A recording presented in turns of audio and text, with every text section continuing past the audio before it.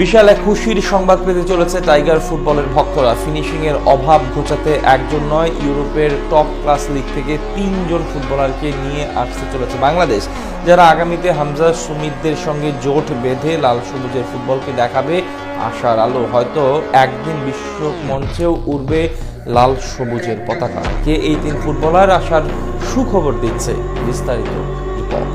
হামজা সুমিতদের আগমনে বাংলাদেশ দক্ষিণ এশিয়ার সেরা। তাহলে একবার ভাবুন তো, এই দলে যদি আরো 3 প্রবাসী ফুটবলার যুক্ত হয় যারা ইউরোপের টপ লিগে খেলছে, তাহলে বাংলাদেশ দল কোথায় গিয়ে দাঁড়াবে? জাস্ট একবার শুধু কল্পনা। না, এটা কল্পনা নয়, বরং বাস্তবতায় রূপ নেবার পথে বাংলাদেশ দলে যুক্ত হচ্ছেন আরো 3 প্রবাসী। বাংলাদেশ ফুটবল নতুন আলোর পথে ছুটছে, যেখানে পথ দেখাচ্ছেন হামজা চৌধুরী এবং সুমিত সোম নামের 2 কর্মী। তবে তারা শত চেষ্টা করলেও বোধহয় ওদের একটা টর্চ লাইটের বড্ড অভাব। বাংলাদেশ জাতীয় দলের একজন ফিনিশারের অভাব। এশিয়ান কাপে খেলার শেষ 2 ম্যাচে 4 গোল করেছে বাংলাদেশ, কিন্তু একটু খেয়াল করলেই দেখবেন সেখানে ফরওয়ার্ডদের পা থেকে এসেছে মোটেই একটি। তাও যেটা করেছেন রাকিব হোসেন, কিন্তু রাকিব প্রথাগত সেন্ট্রাল ফরওয়ার্ড নন, যার মানে দাঁড়ায় বাংলাদেশের কোনো সেন্ট্রাল ফরওয়ার্ড সে অর্থে নেই বললেই চলে, যা একটা বড় আক্ষেপ এবং দুঃখ।